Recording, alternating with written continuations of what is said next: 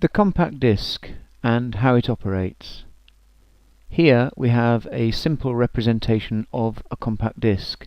There is the disc itself with a track spiraling out from the inside, and there is a laser beam shining down on the track to read the information stored on it. As the disc turns, the laser beam will follow the track towards the outside of the disc. In reality, the disc has to slow down as the laser beam gets further towards the edge, so that the speed of the track passing through the laser beam stays the same. The laser beam is actually split into 3 beams like this using a diffraction grating. We have the principal beam in the center that reads the information stored on the track, and we have the first order beams that go either side of the track being read and are purely there to keep the principal beam firmly placed above the track it is reading. This diagram shows the main components involved. There is the laser, which will produce a beam, most of which can pass through this beam splitter. It reflects off the compact disc, and this time most is reflected by the beam splitter and reaches an optical sensor. The colour change is purely there for clarity on the diagram. This diagram shows a close-up of one of the tracks. On the track there are raised portions, which are bumps, and there are the flat portions called the lands.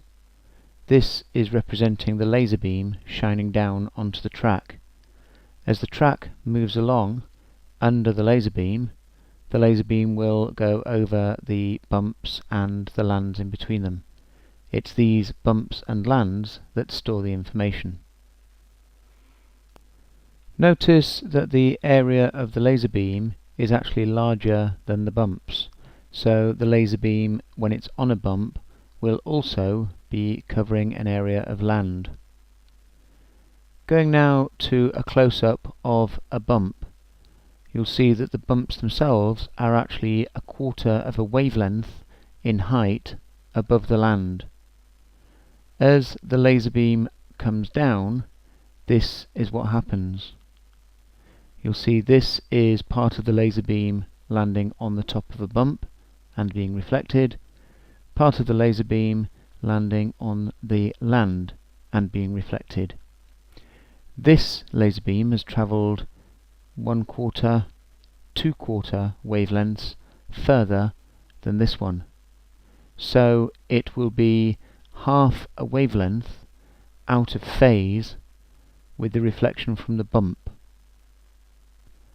This means that the 2 parts of the wave will destructively interfere.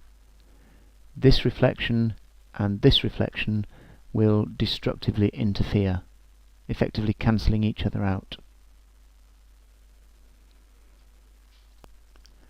When the laser is just hitting a land, there will be no path difference, and therefore there will not be destructive interference, and a stronger reflection will be sensed.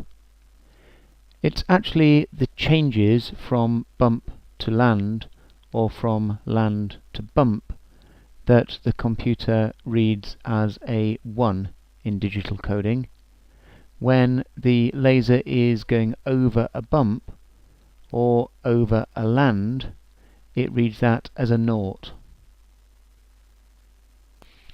Here we have a cross-section of a standard CD.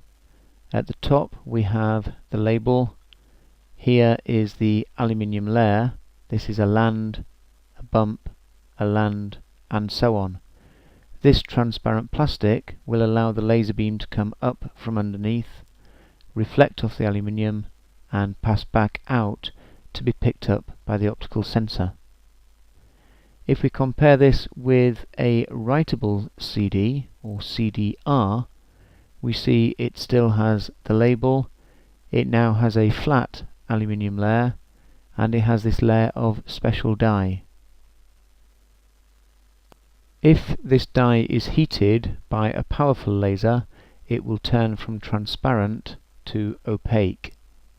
here comes the powerful laser, heats up the die, turns it opaque, and that will now be read by a weaker laser which will not affect the die. Here we have a rewritable CD or CD-RW. Again we have the label, the aluminium layer, and now the die has been replaced by a special phase change layer. If heated to a high temperature it will turn opaque, but if heated to a lower temperature it will again turn transparent. So if we send a powerful writing laser towards it, it turns opaque. That's how we store the information on the disk. To read, we would use a weak laser which would read the layer without affecting it. To erase the information, we would use a moderate laser which will make the layer translucent again. In reality, the same laser would carry out all three functions, just at different power settings. Now to look at DVDs. These operate in much the same way as CDs, but can store roughly 7 times the amount of information. They do this by having narrower tracks, so a longer track can be fitted on the same size of disk. They have smaller bumps, so more information can be stored per centimetre of track. And they have a better tracking system to cope with the narrower tracks. They can also have increased capacity by having 2 layers, one accessed through the other, or one accessed through the top, one through the bottom. For writable DVDs, we can have different coloured dies and different coloured lasers to access the different layers.